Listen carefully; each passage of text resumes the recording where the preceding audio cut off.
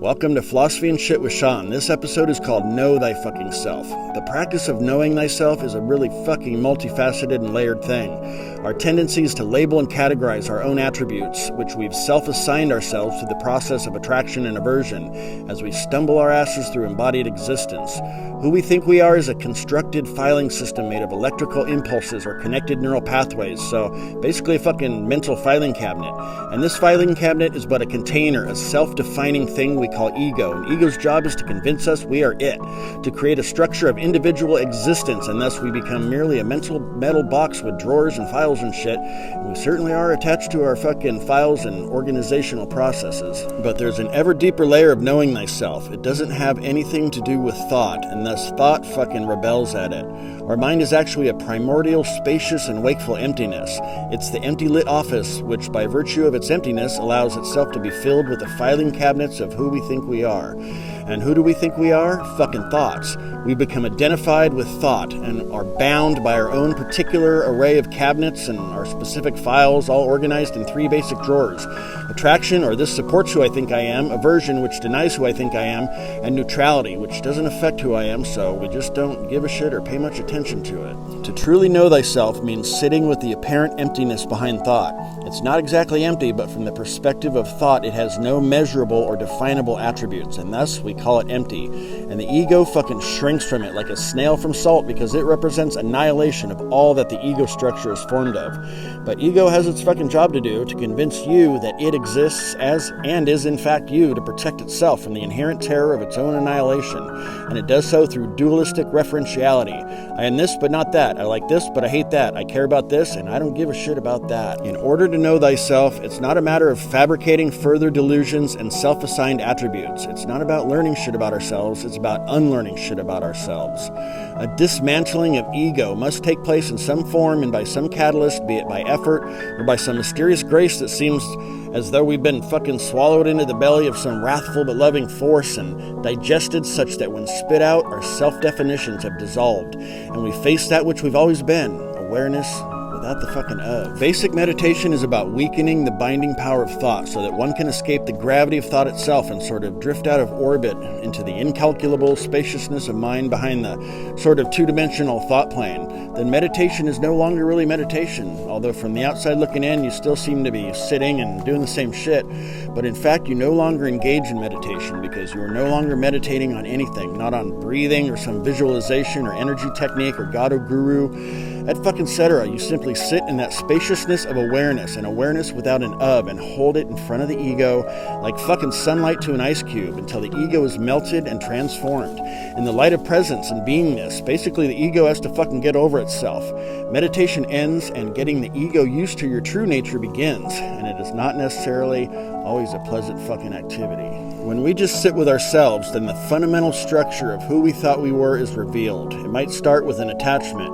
We see just how hard we've been leaning on a thing, relying on some alleged outer object or circumstance or person for a feeling of happiness. The problem with relying on an outer reference point relating to perceived reality is that they will always fucking change as per the ever-unfolding nature of reality itself. And the true nature of those observed reference points are themselves illusory and defined by our inner filing system, which must automatically categorize every fucking thing. The truth is that there is no outer reality independent from you observing it. The world that we observe and put so much mental stock in is basically like the ones and zeros of data which a computer receives and pieces together as something readable, watchable, or an audio file. But in the case of our experience of reality, it's a quantum wave collapsed through observation, which in and of itself is fucking crazy and difficult to grasp, but anyway, collapsed into photons of light that bounce in through our optic nerve and are pieced back together by our wrinkly pink meat computer. When our bullshit is revealed through simply sitting and being present and aware of our own awareness, it can become an almost painfully intimate experience.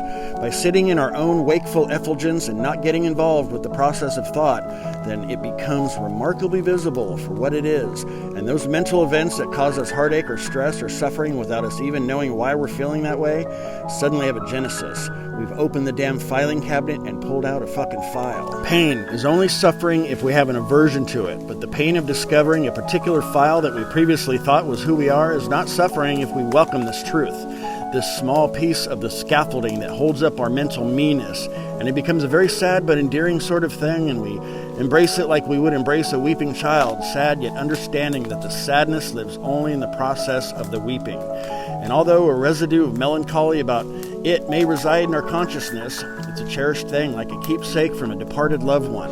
This process can be like holding a part of yourself while it dies in your arms, and after an appropriate sort of grieving process for this particular opened and now fully seen and understood file, a lightness of being is noticed, as though one more cloud is dissipated, allowing the sun of our true inner existence to shine a bit fucking brighter. But that being said, your experience will be whatever it'll fucking be. I'm only pointing to one example so it doesn't get confused with failure. Don't go looking for or expecting, just be presence itself. Keep your finger out of the thought pie and assess after you're done. I hope that this doesn't seem hopelessly complex, because the actual nuts and bolts of it, the actual practice, is elusively simple. But it's like asking a computer to not compute, or a bird not to fly, or a fish not to swim, or an asshole not to fart. I'm not suggesting that you fly if you're a fish, or swim if you're a bird, or fart if you're an ear hole. It's not complex or against your general nature. It's simply residing in your true nature, and that nature is not contained by thoughts. Thoughts are a byproduct of your beingness, the wakefulness that blossoms within you, a reality meat flower ever blooming and unfolding. I know this shit may not be applicable for everyone. Everyone is experiencing a different aspect of unfolding, but let's break this shit down briefly, because if you made it this far, you fucking deserve it. If you're not really aware of your own awareness, it's fine. Don't get fucking agitated. You are fucking awareness. But anyway, here's a practice for you. Meditate. Breathe through your nose naturally. Don't force it, and follow it from your nose to your taint. Imagine the energy of your breath gathering down there in a fist-sized ball in your middle, a bit above your taint, and then follow it out. This is all you're doing. It gives your scattered mind something useful to do, and then when a thought comes and you realize you're thinking it, just let it dissolve, no matter how much you want to keep thinking it. Don't go chasing those fucking thought clouds. Just let them dissolve in the sky of you. It's best to decide exactly what you're going to do, so you don't spend time meditating thinking, is this what I should fucking do? But as with all things, see how it goes for you. And adjust. Don't just listen to some motherfucker on the internet, no matter how authoritative and glorious his big-ass mustache may be.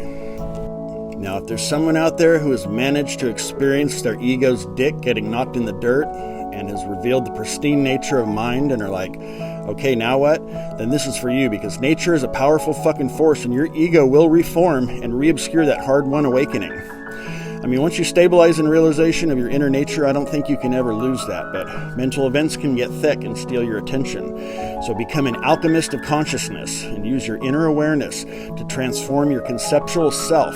Turn the leaden aggregate of experience into fucking gold, forged in the effulgence of your own pure awareness. Like this. Sit like you're meditating. Concentrate on nothing. Just sink back into the pristine, spacious mind behind thought and stay there as long as you can. You are not dispelling thought or chasing it. You're simply being. This can be boring as fuck and frustrating and even horrific, because the ego is basically that snail and you're pouring salt on it and then studying the fucking foam afterwards. Do this as long as you want. Eyes slightly open is best, but you do you. If you get drowsy, then undrowsy your ass. It's kind of like giving your spinal cord a gentle shock. Try and do it gently though, not jarringly. If you feel like shit after, then just observe that. Don't cover or obscure it. Embrace it. It's part of you dying in a way. Compassionately embrace it as it fucking dies. Then repeat as much as you want or can stand it. Just try not to fuck yourself up too hard, too fast. Be like water, a steady force that flows around its obstacles, but over time wears the fucking mountains themselves down. See how it goes. This is meant to reveal something within you, but be gentle with yourself, because shit can get weird. Feeling like shit for a while can happen, but there's usually a lightness at some point. If you perpetually feel like shit for days, you might want to knock it the fuck off a bit. And just go live life for a while. Go do something fun. Figure it the fuck out. Now, to be clear, this isn't for everyone. If you're psychologically struggling, depressed, having panic attacks and shit, then that's the work. And you need to probably redesign your ego and overwrite all your old shitty code with positive safety code first. But it's worth it, I promise. The only path I know involves working through your own suffering, transforming it, conquering it, then letting it go. So listen, please. Your suffering can be a fucking portal to set your own ass free, to be able to transcend suffering by knowing thy fucking self. A smooth fucking sea has never made a salty ass sailor. Do not despair. Your sufferings are just turbulent waves upon a vast still sea. And that sea is what you might actually call actual fucking me. So endure and do the work. Be fucking kind to yourself, because all those dumbass and shitty thought patterns that are fucking you up were at one point likely created to protect you, but their brand of protection is no longer valid, appropriate, wanted, or needed, so let's lovingly clean that shit up in whatever way best suits you. It's up to you. Toodaloo.